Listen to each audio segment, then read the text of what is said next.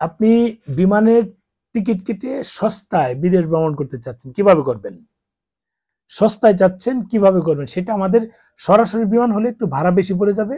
যদি আপনি ভেঙে যান তাহলে বা কানেক্টিং হয়ে যান তাহলে ভাড়া একটু কম পড়বে। যে কানেক্টিংটা কিভাবে করবেন? কানেক্টিংটা হচ্ছে আপনি ধরেন আপনি সরাসরি বিমানে যাবেন, ৫ দিন বা ৭ দিন পর যাবেন। বাংলাদেশ বিমান টিকিট কাটছেন, সিঙ্গাপুর যাবেন। সিঙ্গাপুর এয়ারপোর্টে যাওয়ার জন্য দেখলেন যে ৳৬০,০০০ ফেয়ার ৫ দিন পর বা ৪ দিন পর। ওই একই বিমানের অন্য একই লোকেশনের অন্য বিমানের ফেয়ার হচ্ছে ৪৫, ৪৬, ৪৮ বা ৫০,০০০। আপনি চিন্তা করলেন যে আপনার যদি ২ জন যান, ২ জনে কিন্তু ৳২০,০০০ সেভ হচ্ছে। এতে কিন্তু আপনার জন্য অনেক কাজে লাগবে। ওখানে হোটেল ভাড়াগুলো হয়ে যাবে বা কোথাও ঘোরা হয়ে যাবে। এই চিন্তা করে কিন্তু আপনি কম টাকায় টিকিট কাটার চেষ্টা করবেন। অনেকে বলে যে এই যে কথাগুলো বলছি যে আরেকটা ভিডিও দিয়েছিলাম যে আমার তো ইন্ডিয়ান ভিসা নাই, তাহলে আমি কি করে এই টিকিট কাটবো?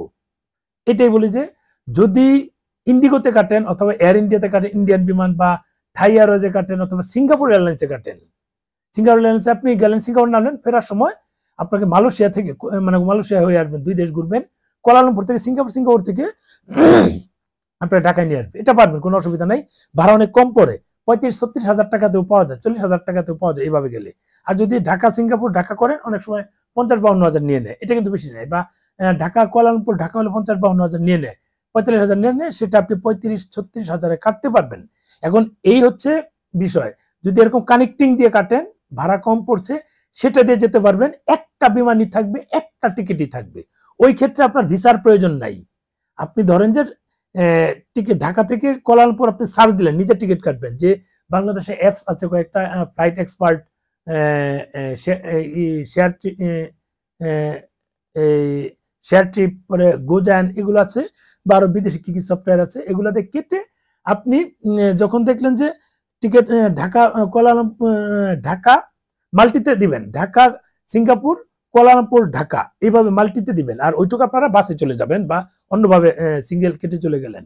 এতে আপনার মাল্টিতে দিলে, এই চয়েসগুলো দিলে দেখবেন যে কম টাকার ফেয়ার আছে।